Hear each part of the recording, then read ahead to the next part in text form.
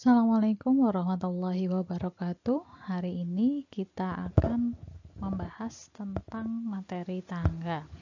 Nah, materi tangga ini adalah materi terakhir di mata kuliah Desain Pelat dan Balok Beton.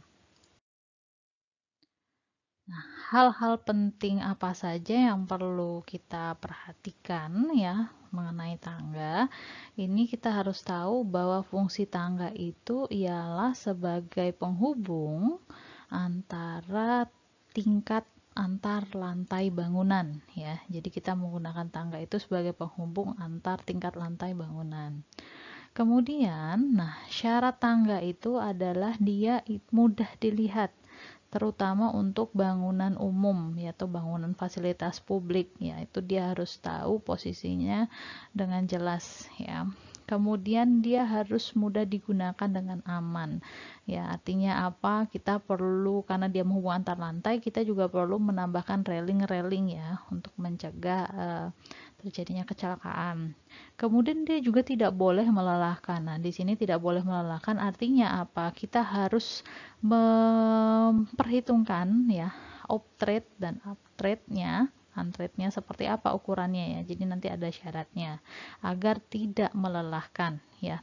Kalau tapaknya terlalu tinggi seperti itu ya, itu cukup melelahkan ya. Atau sudutnya terlalu besar itu juga cukup melelahkan.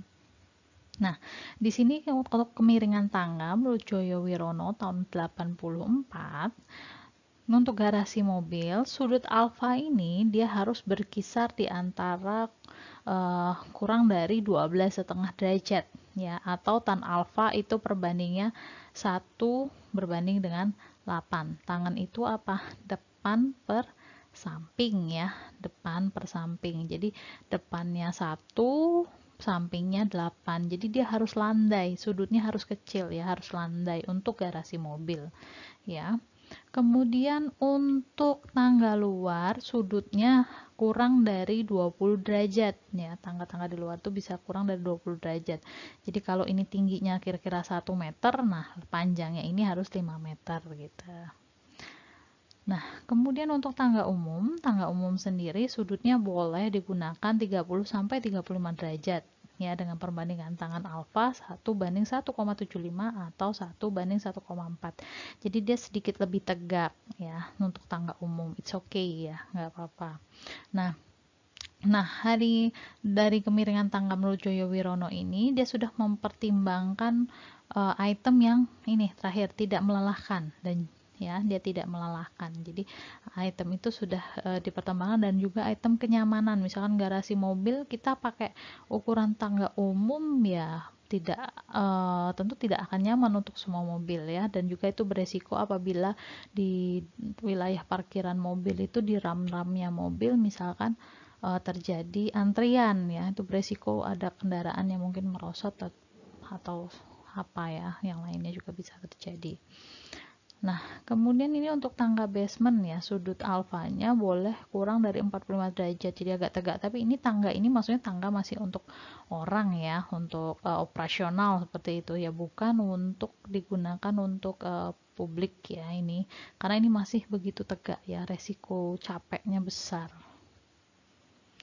Nah, kemudian untuk tandon air sudutnya boleh sampai 75 sampai dengan 90 derajat ya, boleh tangga tegak lah seperti itu ya, untuk tangga tandon air atau untuk tangga kita naik ke atas ya di rumah gitu, untuk memperbaiki toren.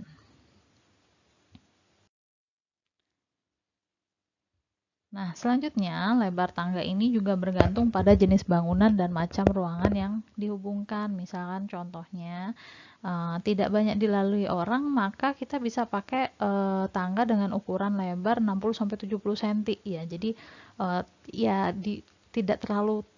tidak sering berpapasan ya dengan orang, maka bisa kita menggunakan tangga yang ukuran minimalis ya.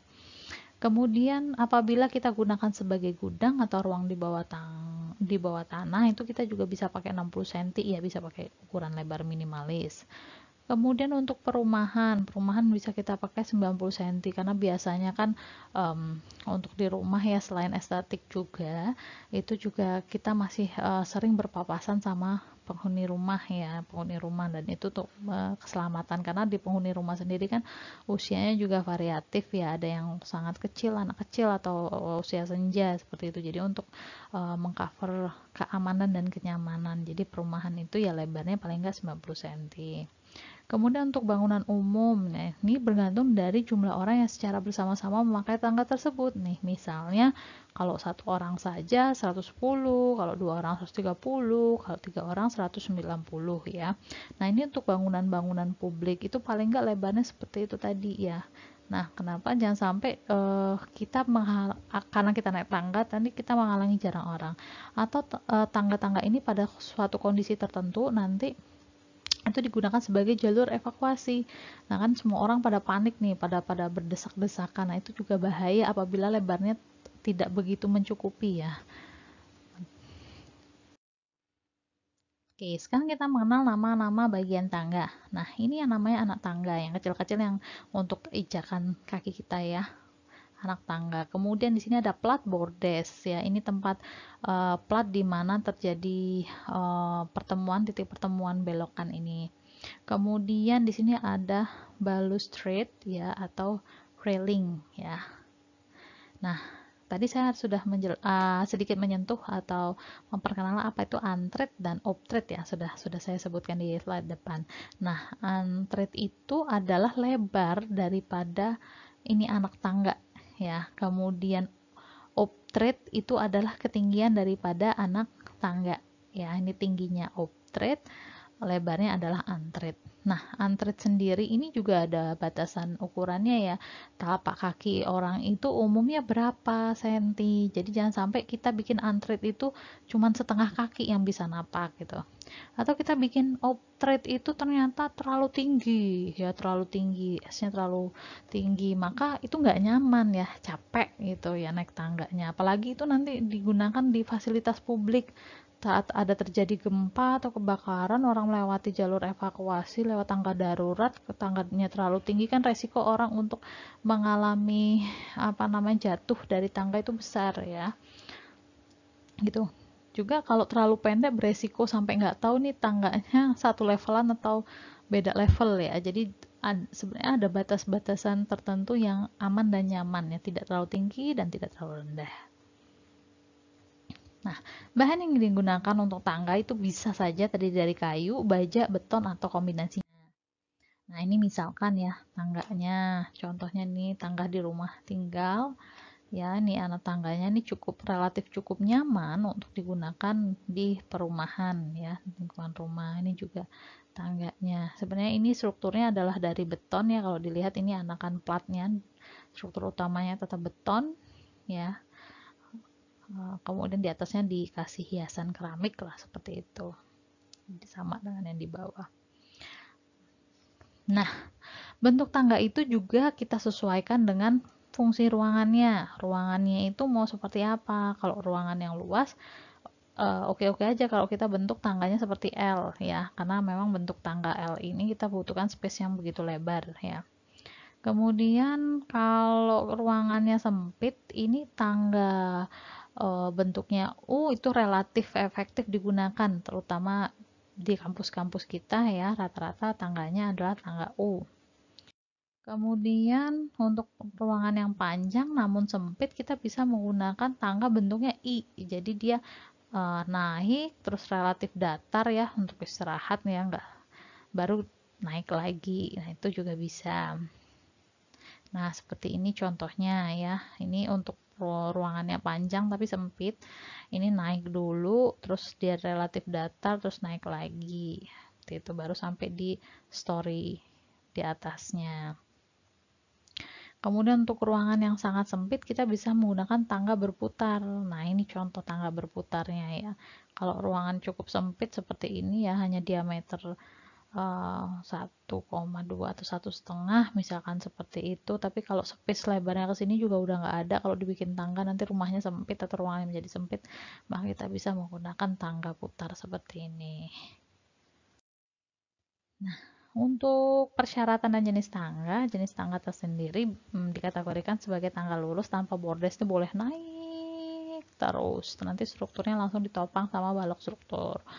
Kemudian tangga lurus dengan bordes juga bisa. Ya, ini naik terus datar terus naik lagi. Kemudian tangga L dengan bordes naik, kemudian ada plat, kemudian naik lagi, itu juga bisa. Tangga U, bentuknya U dengan bordes. Nah, dengan bordesnya ada di atas ini ya. Nah, kemudian ini dia putar seperti ini ya. Ini masih tangganya naik terus nih. Meskipun ini berputar tapi dia masih yang tipikal naik gitu modelnya. Ya. Jadi U elevated. Terus ada tangga U dengan dua bordes juga bisa. Ini naik, relatif datar, naik, datar lagi, kemudian naik gitu. Atau tangga U dengan bordes ya.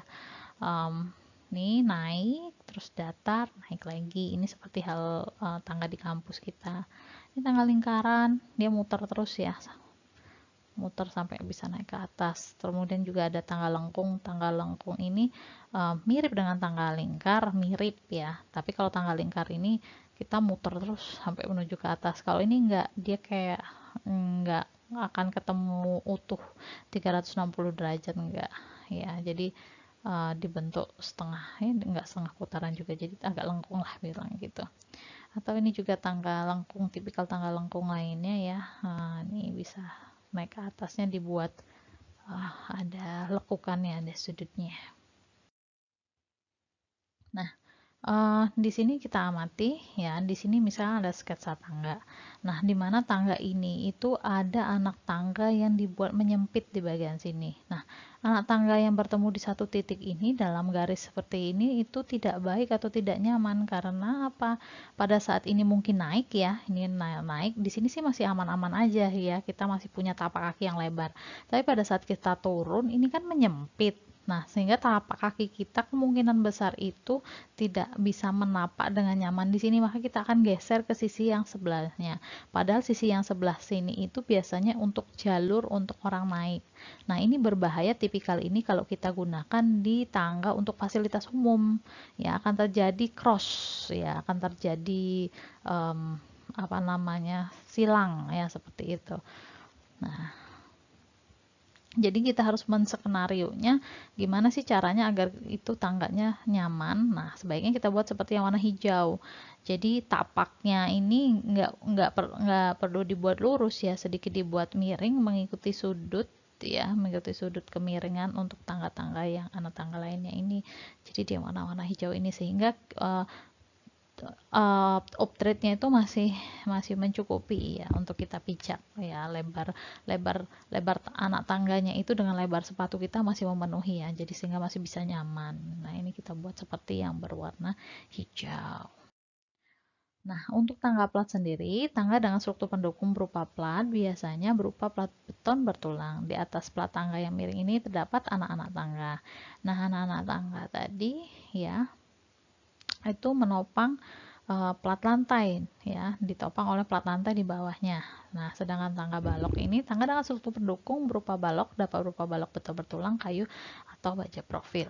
Kemudian tangga cantilever, anak-anak tangga berupa cantilever yang terjepit salah satu ujungnya di dalam dinding atau balok ya. Jadi tangga cantilever itu seperti struktur cantilever ya, dimana dia hanya terjepit di satu sisi, itu bisa saja boleh digunakan ya. Itu analisa strukturnya. Nah, untuk komponen tangga ya hati-hati, nanti penulangan daripada struktur tangga itu tergantung dari permodelan analisa strukturnya. Kalau dia bentuknya cantilever tadi tentu berbeda halnya dengan berbentuk tangga U seperti halnya di kampus ya, karena kalau struktur cantilever itu sisi atasnya dia mengalami tarik ya, sisi atasnya dia mengalami tarik sehingga bentuk penulangan pokoknya juga berbeda nanti dengan perhitungan balok U tangga U. Nah, untuk komponen tangga ya, anak tangga itu untuk lalu lintas orang, badan atau plat tangga itu untuk menahan beban tangga atau plat lantai ya, nomor 2 itu plat lantainya. Kemudian yang nomor 3 itu adalah balok bordes. Balok bordes ini untuk berhenti atau istirahat sementara. Nah, jadi misalkan kalau namanya naik terus atau turun terus kan kita bisa saja terjadi capek ya, apabila lantainya cukup banyak ya yang harus kita lalui dengan tangga. Maka plat bordes ini kan kaki kita jadi nggak begitu naik tidak begitu naik, jadi jalan kakinya relatif datar ya, sehingga bisa untuk istirahat sementara, kakinya meregang, tidak terlalu tegang karena tidak terus-terusan naik. Kemudian yang keempat itu papan sandaran. Nah, ini digunakan untuk pegangan ya pada saat kita melalui tangga. Untuk perencanaan anak tangganya sendiri, kita akan memperhitungkan tebal tangga dan tebal badan anak tangga atau plat tangganya. Nah, plat tangganya ini ya hanya ini bisa dihitung berdasarkan prinsip tebal papan injakannya, kemudian lebarnya. Nah, ini offset sama offsetnya ya, misalkan sudah ada definisinya, maka tebal badan tangga itu sama dengan H, dan tebal anak tangga ya, tebal anak tangganya itu sama dengan T/2 ya. Ini lihat. Jadi kalau T tingginya ini berapa, maka anak tangganya sudutnya paling enggak adalah tingginya T/2. Nah, untuk tangga plat sendiri, misalkan ini menurut strukturnya ya, tadi kalau dari potongan AA, yang bagian hijau itu anak tangga, yang bagian abu-abu itu platnya. Nah, ini sama ya, ini bagian plat beton bertulang di bawahnya, yang ini bagian anak tangganya. Nah, plat injak ini akan meneruskan ya beban struktur plat tangga. Tidak ada perencanaan khusus untuk plat injak atau anak tangga, cukup diberi tulangan susut yang konstruksi. Jadi nanti di anak-anak tangga ini tetap ada tulangan. Jadi untuk membentuk bentuknya jadi tangga aja. Jadi boleh dari beton bertulang, tapi tulangannya tulangan susut saja. Nanti boleh juga dari tumpukan bata merah juga bisa ya. Nah, tapi untuk plat injaknya sendiri dia harus beton bertulang, harus benar-benar dihitung. Nah, ini untuknya bagaimana cara memodelkannya itu tergantung daripada jenis tangganya, peletakanmu di mana. Kalau ini jepit, di sini jepit, maka dia bending momennya seperti simple beam ya, balok biasa itu. Landutannya terbesar berada di tengah bentang. Kemudian dan di dekat dengan tumpuan. Oke. Kemudian bisa saja di sini ada balok ya di kiri kanannya. Nah, ini seperti apa sih nanti penulangannya? Berarti kan struktur ini ditopang oleh baloknya. Ya, plat ini akan membebani si balok. Nah, berarti ini platnya bisa sedikit lebih tipis ya, karena baloknya lebih kaku, ini lebih besar, mengikuti alur tangganya. Nah, ini bending moment yang terjadi. Plat ini nanti penulangannya itu searah bentang pendeknya karena tumpuannya berada di balok. Nah, sedangkan baloknya sendiri nanti bending momennya penulangannya itu berbeda. Di sini daerah positifnya, kemudian nanti di sini daerah negatifnya yang tumpuan. Kemudian untuk ini ya, yang bentuknya tangga plat atau tangga balok ya, misalkan ada baloknya di bagian tengah, maka yang ini adalah struktur cantilever, maka tulangan pokok yang plat lantainya ini akan berada di sisi serat atas untuk tulangan pokoknya. Nanti di sisi yang bawah lainnya itu hanya plat untuk susut saja.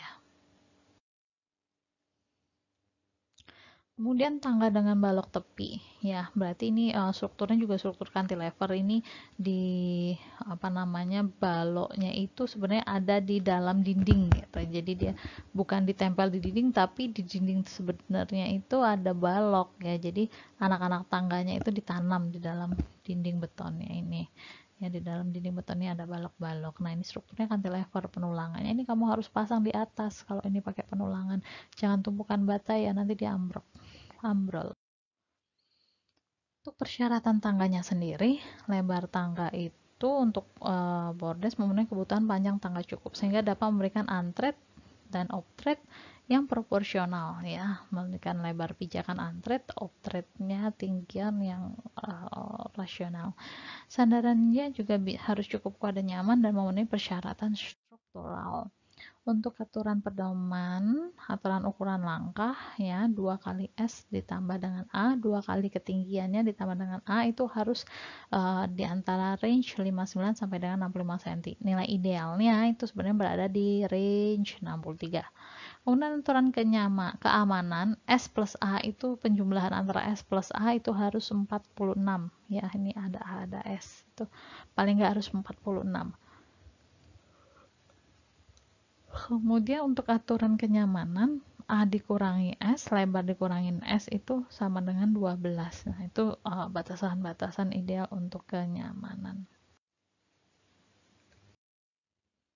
Nah, untuk persyaratan tangganya sendiri, ini ada aturan pedoman untuk lebar tangga. Nah, lebar tangga ini udah dijelaskan di awal tadi, bahwa itu tergantung dengan luas bangunan, tergantung dengan jumlah penghuni, dan itu fungsinya mau ditaruh bangunan yang seperti apa. Apakah dia di rumah tinggal yang hanya penghuninya 1-2 orang, atau di rumah penginapan, ya, kalau losmen, atau hotel kecil, itu juga harus dipikirkan kira-kira volume atau jumlah penghuni yang seperti apa. Jadi ini lebar minimum 80 cm itu minimal ya yang harus diterapkan. Jangan terlalu sempit, karena kalau terlalu sempit pada saat nanti terjadi bencana alam ya, atau entah itu kebakaran, entah itu gempa, maka semua orang akan berebut mau keluar. Karena apabila tangganya menyempit, maka akan terjadi aksi dorong mendorong, dan itu akan mengakibatkan kecelakaan. Orang akan terjatuh dari tangga, itu resikonya akan sangat besar ya. Jadi hati-hati di sana dalam mendesain tangga. Kemudian untuk tinggi optred dan antred, untuk tingkat kenyamanan, maka optred sendiri maksimal ya, optred tingginya ini maksimal sebesar 19 cm atau 20 cm. Bolehlah 20 cm untuk rumah tinggal ya kita ya, ibaratnya agak tinggi dikit nggak apa-apa, ibarat seperti itu. Kita toh bisa dengan santai melalui tangga rumah kita, nggak terlalu buru-buru. Akan tetapi dengan optred sendiri jangan sampai setinggi itu, jangan lebih dari 21 cm ya. Jadi dia batasnya 19, agar kalau orang, karena terlalu tinggi nanti itu pada saat orang-orang udah mulai panik ya, resikonya itu tadi pada saat terjadi ke bencana alam ya, misalnya gempa atau kebakaran tadi, juga orang akan ramai-ramai ya menuju tangga yang tertinggi tuh, resiko terjadi selipnya atau tergelincirnya juga besar. Nah, kemudian lebar antretnya sendiri ya minimal itu 26 cm, itu minimal, karena telapak kaki kita ya, jadi jangan sampai kita hanya mengcover telapak kaki ukuran kita sendiri yang bisa pakai sepatu 38 apa 37, tapi kita nggak mengcover orang yang telapak kakinya 42 ya. Jadi paling enggak yang 26 cm itu kan telapak kakinya yang 42, itu masih bisa nyaman nampak di sana. Nah, untuk tangga yang kayak gini sebenarnya dia ngakalin antara optred sama antrednya, karena mungkin terbatasnya lahan ya, terus bangunannya sempit, kemudian apa namanya, penghuninya juga nggak begitu banyak, maka dia diantisipasi kenyaman optred sama antrednya tadi dengan kayak ini bentuknya ya. Jadi jalannya tuh nanti melangkahnya zigzag seperti itu. Nah, namun ini beresiko pada saat kita panik ya, mau ada bencana gitu. Nah, jadi bisa saja kita terlompat ini anak tangganya kita, apa namanya, pada saat turun itu ini kan susah dilihat ya, apalagi warna antara batasannya pun nggak jelas kalau lagi panik. Nah, itu bisa saja kita terjadi kecelakaan, terlompat ya anak-anak tangganya ya. Jadi ini kalau bisa seminim mungkin tangga itu harus dibuat senyaman mungkin ya. Tingkat kenyamanannya sangat besar, jadi paling enggak ya tangga bentuk lingkar lah ya, yang apabila ruangannya terbatas jangan berbentuk seperti ini ya, resiko terjadinya kecelakaan juga cukup besar. Meskipun ini pengaplikasian uptrade sama ontrade-nya cukup cukup masuk akal gitu, tapi untuk tingkat kenyamanannya masih agak kurang. Oke, segitu dulu mungkin untuk teori pengenalan tentang tangganya seperti apa. Nanti di season berikutnya kita akan membahas gimana sih caranya mendesain penulangan pada tangga. Sampai di sini dulu, saya akhiri. Alhamdulillahirobbilalamin. Assalamualaikum warahmatullahi wabarakatuh.